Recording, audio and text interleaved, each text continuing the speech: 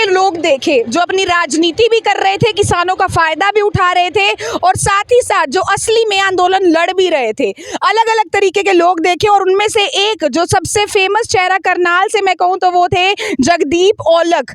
आज उनका इंटरव्यू करने हम पहुंचे हैं। बातचीत करनी थी तो सर कहने लगे कि भाई मैं तो खेतों में बिजी हूँ। हमने सोचा चलो खेतों की गेड़ी भी अपने व्यूअर्स को करा दे।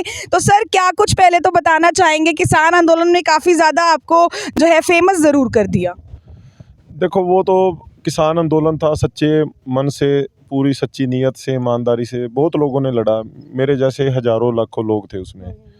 तो भगवान ने मौका दिया और हमारे पूरी किसान कौम ने मौका दिया, उन्होंने साथ दिया, हमको लीड करने का मौका मिला। और इस चीज़ की खुशी ज़रूर है भाई, हमारे करनाल ज़िले का नाम आज पूरे हरियाणा में, पूरे देश में है।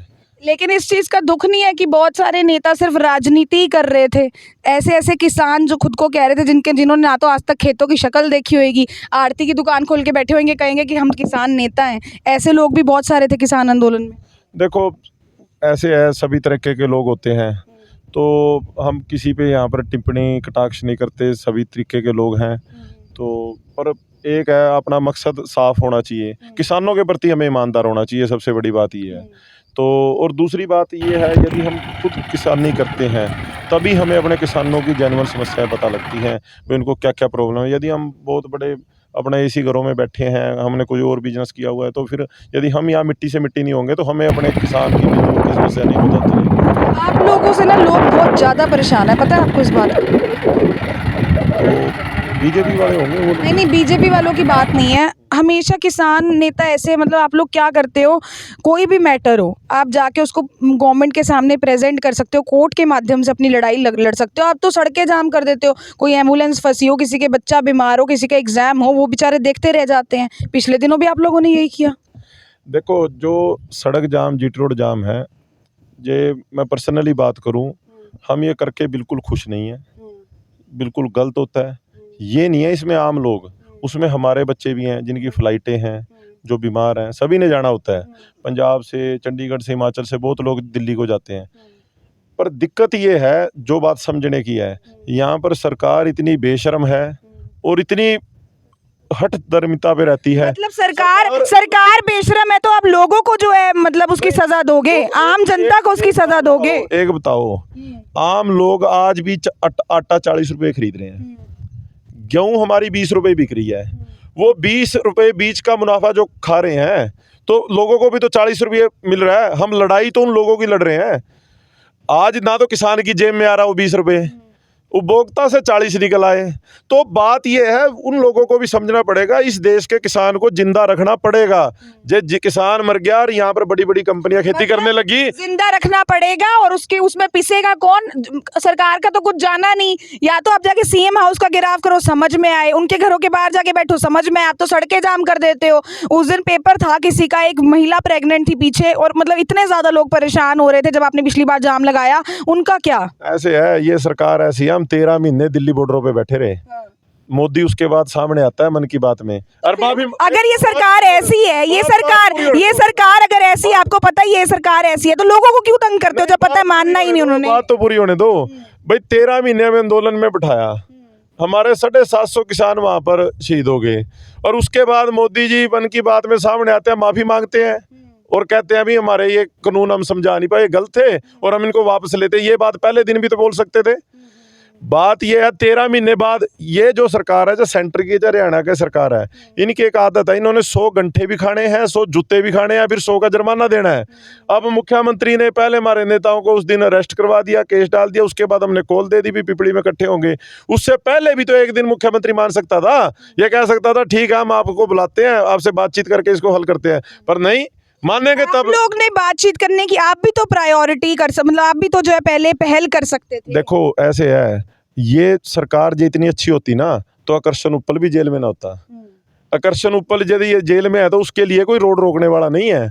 यहाँ हमारे जैसे लोगों ने उस लड़ाई में जरूर सपोर्ट किया है, पर एक लिमिट तक कर पाए। इसके अलावा अगर अभी मैं खेतों की बात करूं, यहाँ पर क्या कुछ काम चल रहा है, इसके बारे में थोड़ा बहुत बता दें। ऐसे है, धान का सीजन चल रहा है जी पूरे जोरों पे।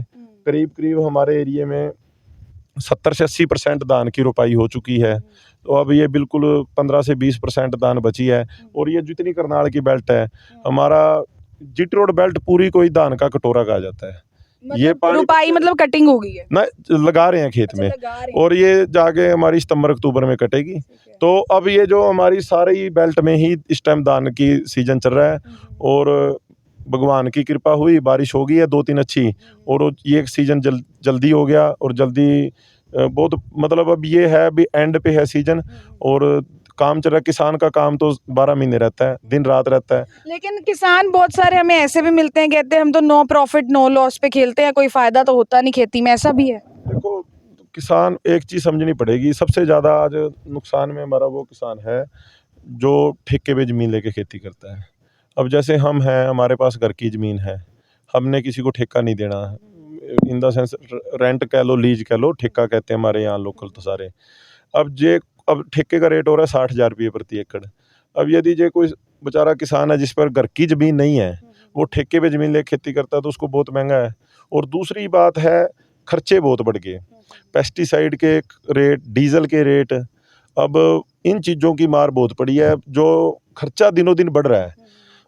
अब यही ट्रैक्टर है, ट्रैक्टर 10 लाख से कम नहीं आता, आप कोई भी लेना चले जाओ, तो खर्चे बढ़े हैं, मुनाफा घटा है। हम ये नहीं कहते रेट भी बढ़े हैं, फसल पहले से ज़्यादा निकलती है, पर जो मार्जिन होता है ना बीच का, वो नहीं बढ़ पा रहा।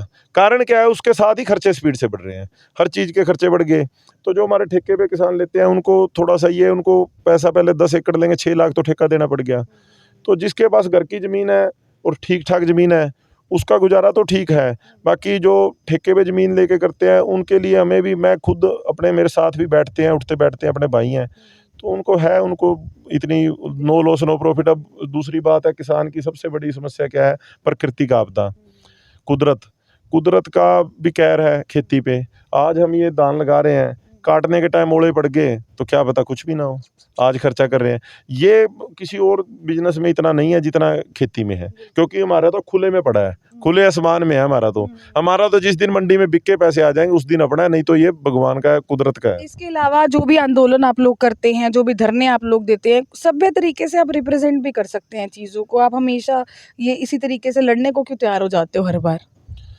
नहीं, यदि हमारे पूर्वज ऐसे लड़ाकू ना होते ना, तो ये देश आज़ाद नहीं होना था। तो भगत सिंह का तो खून हमारी रगों में रहेगा, तो भगत सिंह तो हमारे अंदर जो है। चीज़ शांति से निपटाई जा सकती है उसके लिए भी। मैं आपको एग्जांपल दिया है, यदि भगत सिंह या हमारे जो पूर्वज जिन्होंने आज़ादी की लड़ाई लड़ी, यदि वो लड़ाकू ना होते, उनकी रगों में ये खून ना होता, तो अंग्रेज नहीं भागने थे, जो गोरे अंग्रेज थे।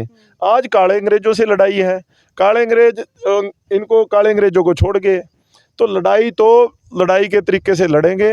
दूसरी बात ये जरूर है भाई, जो आम पब्लिक को एक चीज़ हम समझा नहीं पा रहे, या उनको भी समझाएंगे। हमारा प्रचार तंत्र उतना मजबूत नहीं है जितना इन पार्टियों का है, या बीजेपी पार्टी का है, या सरकार का है।